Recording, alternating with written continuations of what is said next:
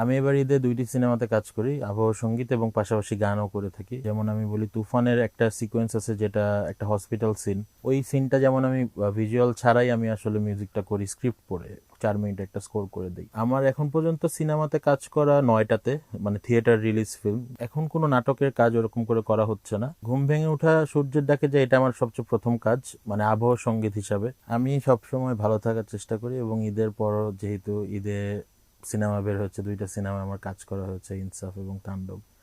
এবং ভালো লাগে যখন মানুষজন আমার কাজগুলোকে গ্রহণ করে এবং তাদের এই গ্রহণযোগ্যতা দেখে আসলে আমি আরো ইন্সপায়ার হই কাজের জন্য। আমি এবার ঈদে 2টি সিনেমাতে কাজ করি, আবহ সঙ্গীত এবং পাশাপাশি গানও করে থাকি।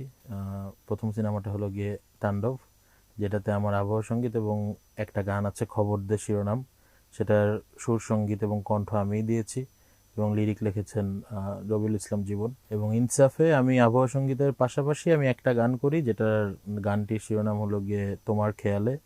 এটার সুর সঙ্গীত আমার, লিখেছেন তন্ময় পারভেজ, গেয়েছেন হাবিব ওয়াহিদ। কাজ করার প্রসেস তো আসলে স্ক্রিপ্টিং থেকে শুরু হয়। আমরা যখন একটা ছবি নিয়ে আলাপ হয়, স্ক্রিপ্ট পড়া হয়, গল্প পড়া হয় এবং অনেক যেমন আমি বলি, তুফানের একটা সিকোয়েন্স আছে যেটা একটা হসপিটাল সিন, 4 মিনিটের একটা ওয়ান টেক সিন, যেখানে আমরা সাকিব ভাইকে দেখি যে সে তার টিমমেটকে বাঁচায়। ওই সিনটা যেমন আমি ভিজুয়াল ছাড়াই আমি আসলে মিউজিকটা করি, স্ক্রিপ্ট পড়ে 4 মিনিট একটা স্কোর করে দিই। এবং বরবাদেও সেম, আমি শুটিং এর আগে কিছু মিউজিক স্কোর ওদেরকে দেই। এবং তাণ্ডবেও সেম, কারণ এটা একটা জিনিস, এটা আমি কেন করে থাকি, কারণ একটা শুটিং এর প্রসেসে হেল্প করে। আমার গল্পটায় ঢুকতে যেই সময়টা যায়, ওই সময়টাতে আমি কিছু জিনিস হোমওয়ার্কের মতন ওগুলোকে দেখি এবং এটা শুটিং এর ভিতরেও হেল্প করে এবং একটা সিনেমার একটা নিজস্বতা সাউন্ড তৈরি হয় শুটিং এর আগে, যেটা হলো গিয়ে খুবই দরকার আমার কাছে মনে হয়। তো ওই জায়গা থেকে এগুলো করে থাকি। আর আমার কাজটা তো আসলে অডিয়েন্স একটা সিনেমা দেখতেছে, ওটার অ্যাক্টিং দেখছে, ওটার সিনেমাটোগ্রাফি দেখছে, ওই সিনটার যে একটা টোন থাকে, ওই সিনটার যে একটা মেলোডি থাকে, ওই মেলোডিটাই আসলে ওইখানে ফুটে তোলার কাজটা আসলে আমার। সো ওইটাই আমি করে থাকি এবং আমি খুবই ধন্যবাদ আমার দেশের মানুষের প্রতি যে আমার এই কাজগুলোকে তারা গ্রহণ করছেন এবং এগুলোতে আরো আমি ইন্সপায়ার হচ্ছি। শুরুতেই ধন্যবাদ দেই যে নন্দনের মতন একটা জায়গাতে আমাকে ফিচার করা হচ্ছে, সমকালকে ধন্যবাদ। এবং অন্তরালের মানুষগুলো, আসলে অন্তরালে না থাকলেও একটা সিনেমা তৈরি হয় না, সো এটা অন্তরালে থাকারও একটা জায়গা, আলাদা একটা জায়গা। এবং আমার এখন পর্যন্ত সিনেমাতে কাজ করা 9টাতে, মানে থিয়েটার রিলিজ ফিল্ম। 2014-তে আমি আইসক্রিম করি, রেদওয়ান রানী পরিচালিত, সেখান থেকে যাত্রা শুরু করে আজকে আমি তাণ্ডবের কাজ শেষ করলাম, এবার ঈদে রিলিজ হলো সেটা। সো 9টার মতন আমার থিয়েটার মুভির কাজ করা হয়েছে, আবহ সঙ্গীত এবং পাশাপাশি গান।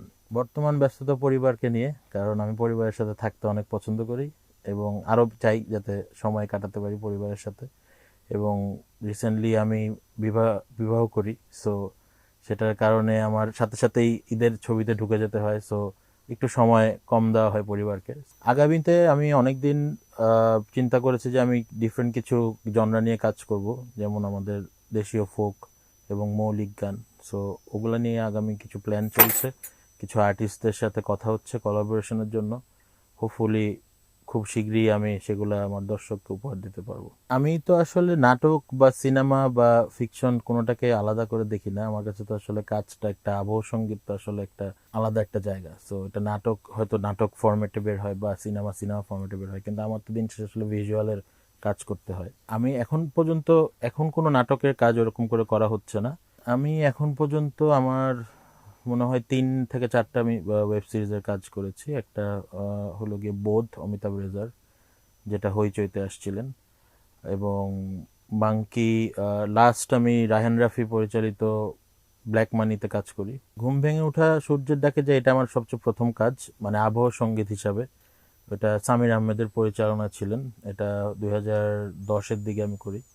এবং এর পরবর্তীতে আমি আদনান রাজীবের বিকেলবেলার পাখি, মিডিল ক্লাস সেন্টিমেন্ট, রাহাত রহমানের মাঙ্কি বিজনেস, তারপর আশফাক ভাইয়ের অনেক কাজ করি, আশফাক নিপুণ, নির্মাতা আশফাক নিপুণের অনেক কাজ করা হয়, ইতিমা এবং কষ্টনীর, অনেক ধরনেরই কাজ করা হয়েছে এই পর্যন্ত। রায়হান রাফি, মেহেদী হাসান হৃদয়, রিসেন্টলি যদি বলি মেহেদী হাসান হৃদয়, সঞ্জয় সমাদ্দার, আদনান আল রাজীব, তারপর আশফাক নিপুণ, এদের সাথেই আমার মোস্টলি বেশি কাজ করা হয়েছে। তো এই 5জনই আমার এখন পর্যন্ত মজা লেগেছে কাজ করে। রিমেক করা গান নিয়ে আমার ভবিষ্যৎ এখন পর্যন্ত কোনো প্ল্যান নাই। আমি হয়তো একটু অরিজিনালস নিয়ে কাজ করব, হয়তো আমাদের প্রচলিত ফোক বা যেগুলো আমরা আগে শুনে এসেছি সেগুলো নিয়ে, বা কারোর নতুন ফোক নিয়ে আমার প্ল্যান আছে করার। এবং আমি খুব শীঘ্রই হয়তো বাউল আব্দুর রহমানের কিছু মৌলিক গান রিলিজ করব। ওনার সাথে আমরা গত বছর এপ্রিল মাসে রেকর্ড করি গানগুলো। সো এটা হয়তো আমরা এই বছরে কিছু ডিফারেন্ট অ্যারেঞ্জমেন্টে হয়তো ছাড়ার প্ল্যান আছে।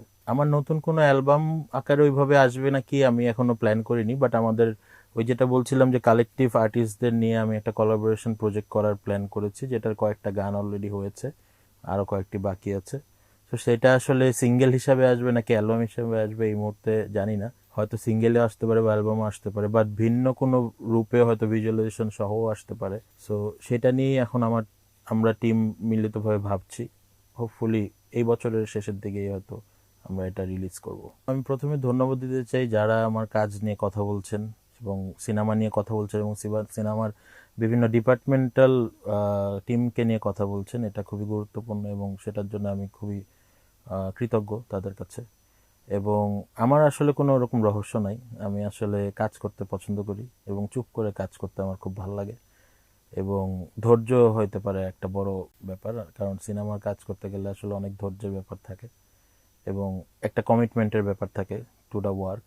সো ওইটা হয়তো আমি মেনটেন করি দেখেই হয়তো এটা হইতে পারে আমার রহস্য, বাট ওরকম আসলে কোনো রহস্য নেই।